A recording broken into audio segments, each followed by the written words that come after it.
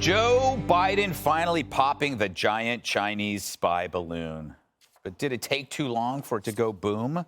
After letting it fly over most of the continental U.S., the military finally shooting this sucker down off the coast of South Carolina. The president just a little while ago says it was always his plan to take it out. We made it clear to China what we're going to do. They understand our position. We're not going to back off. We did the right thing. Has it always been your view to shoot down a Chinese spy balloon, or was it only because it became public? No, it was always my position. Once it came over into the United States from Canada, I told the Defense Department I wanted to shoot it down as soon as it was appropriate. They concluded we should not shoot it down over land. It was not a serious threat, and we should wait till it got across the water. Clearly, this is his finest moment since Corn Pop. Parts of this commie spy craft have been scooped up and sent over to the FBI for further analysis. And despite assuring the American people there was no threat, a senior U.S. official now says there may have been self-detonating explosives on the vessel, just like Jesse's hair. Republicans are reacting with their usual pouncing. The message they were trying to send is what they believe internally, and that is that the United States is a once great superpower that's hollowed out, that's in decline. And the message they're trying to send the world is, look, these guys can't even do anything about a balloon flying over U.S. airspace. Let a spy balloon complete its spy mission before we shot it down, I'm afraid, is an embarrassment to the United States. The president taking it down over the Atlantic is sort of like the quarterback, sort of like tackling the quarterback after the game is over. It makes us look weak and flat-footed on the world stage. And China is pushing back against America, claiming what happened is a, quote, clear overreaction. And you can probably guess who agrees with that. They love this. They love that Republicans turned this into this big drama. If you're going to spy, you're not going to send a giant balloon all across the United States for a week, right? I mean, the Chinese know how to spy. They, they can do it better. They wanted to create a crisis, a national crisis, an international crisis. They wanted it to be elevated and be visible and be talked about, and they got it.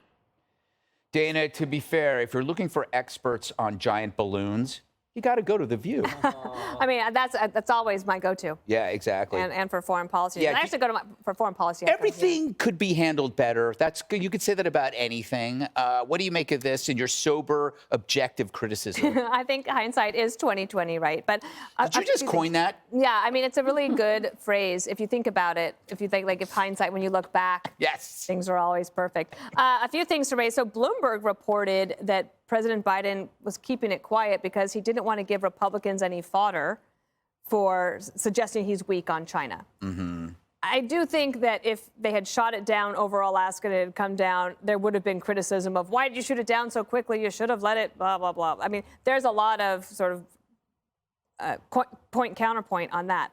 However, because they kept it quiet, they ensured that there would be more mystery. Now that there's more mystery, there are a lot more questions, including this thing where over the weekend, the administration from the Pentagon floats this thing that says 3 of these balloons came across during the Trump administration. Mm-hmm. Well, that story all fell apart pretty quickly because it's like, what do you mean by near? Everybody in the Trump administration, including the former president himself and everybody that was in national security said, no, I don't think so.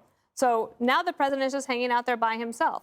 Mm-hmm. And if you think there's all the criticism is one thing, this is a moment where President Biden could have said, let's all rally together. Let's all do this together. I mean, tomorrow night is going to talk about the State of the Union. We can all agree that this is not acceptable. We could all do that. But instead, because they tried to keep it quiet, it was never going to be kept quiet. Then they tried to basically blame President Trump or like try to sully Trump over this. That invited all these other conversations rather than just saying, we are united against China, and stay tuned for Tuesday night. I'm going to tell you more. Yeah, Jessica, it does seem that we should all be pointing fingers at China instead of each other.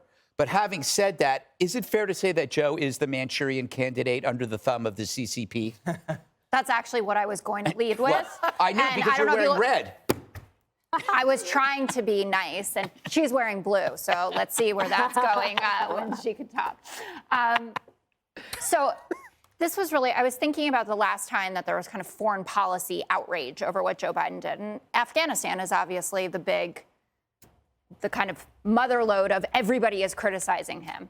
And that particular instance, he really wanted that, right? And the military, the Pentagon, and all the generals were saying, we need to do this at a slower rate. You can't just pull everyone out of there. We're going to be leaving people behind. We're going to lose lives because of it. We created a civil society there that's in tatters at this point. I mean, horrific stories of what's coming out there. This wasn't that, right? So Biden's first reaction, which is perfectly in line with his personality, was shoot it down.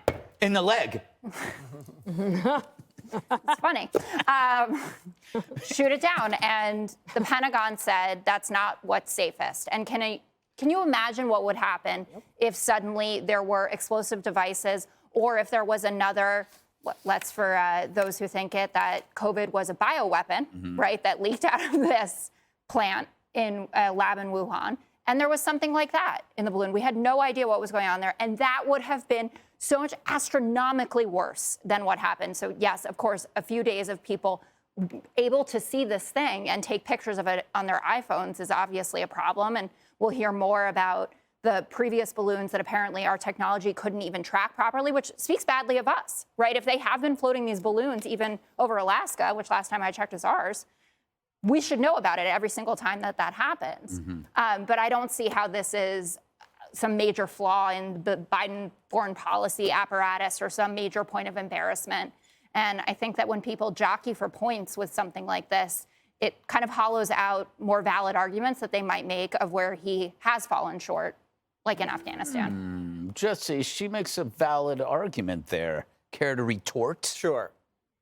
So this thing flew across the entire country and got nothing? It didn't spy on anything? They never picked up any intel? Well, that's what Joe Biden's saying. Joe Biden's saying this thing came 4,500 miles across the continental United States, and trust me, it didn't pick up anything. That's the same thing they said about the woman that slept with Swalwell. She didn't really get much. Dianne Feinstein's driver was a Chinese spy for 20 years. He didn't really hear much in the back seat. They say that every time about China. I don't trust that. These Chinese guys are in Beijing with a little joystick. If they're not picking up anything, then why are they zigzagging the balloon over all of our military bases? Well, Joe says he took countermeasures. It's like when Jesse Jr. tries to hide in the living room. He takes a blanket and just throws it down. Where's Jesse? I don't know. Peekaboo. That's Joe Biden. How many times as the United States government says, we've taken countermeasures to make sure the Chinese don't steal our stuff? They've been saying that for 3 decades. But they keep stealing our stuff, so I'm not taking Joe's word for it.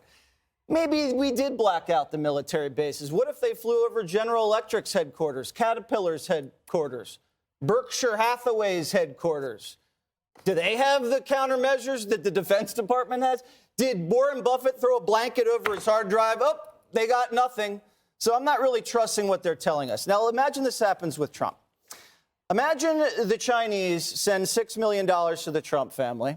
The Chinese send $100 million to the Trump Center at Penn, and then give Don Jr. a few diamonds. And then Trump lies all about it, tries to cover it up, and the Chinese float a spy device all over, and he doesn't touch the thing until after it spies on us and shoots it out of the sky. They would impeach in a second. Montana has no one living in Montana. Alaska, even less people. You know how the radius was to pick up this thing that fell into the ocean? 7 miles. You're saying you couldn't find a 7 square mile area in Alaska or Montana to recover this thing? Last time I checked, too, when electronics get wet, they fizzle out. When it lands on land, they probably survive better. It's almost like Joe Biden wanted the balloon sack to get wet. And the Pentagon also it's almost like he wanted it to get wet. So the FBI takes it. So the FBI now has the laptop and it has the Chinese balloon sack in Quantico. They're analyzing both. The best part about this is that Joe is overruled by the generals. Joe said, shoot it down, and the general said, let's wait. Yeah, right. Let's wait. Right. Judge. That's a great point. This is the latest act by China in terms of espionage and spying on the United States. And if we look at it any differently than that, then we are being naive. whether it was those Confucius Institutes at the colleges, whether it's their hacking into 100 American companies with the backing of the Chinese Communist Party, whether it's TikTok, the honeypots. It's a constant effort by China to sabotage the United States. And but for those reporters in Montana that we found out about, we would never have known about this.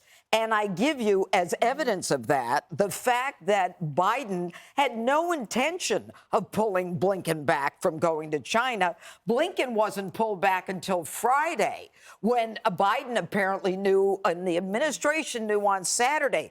But oh no, once the American people knew, I'm going to be tough. I'm not going to have Blinken go over there. Hogwash, we just called your bluff. Now, China says initially it was a meteorological surveillance, and the U.S. was good with that. There's no problem here. They're just doing checking climate stuff. And so the White House then says they didn't get much of anything. Well, how the hell do you know that? And what are they doing hovering above our intercontinental ballistic missile sites? And I understand from military people that they can actually see the lay of the airplanes underground in those missile sites. And here's another one for you. For those, why the balloons? The balloons fly above aircraft. They fly 60, 80, 100,000 feet above ground. What does that tell you? That level of height doesn't permit the shooting of it down. In other words, an F-22 cannot take down one of these. It's not a damn balloon from a birthday party. It's a spy craft. An F-22 cannot take it down if it's 60, 80,000 or 100,000 feet up.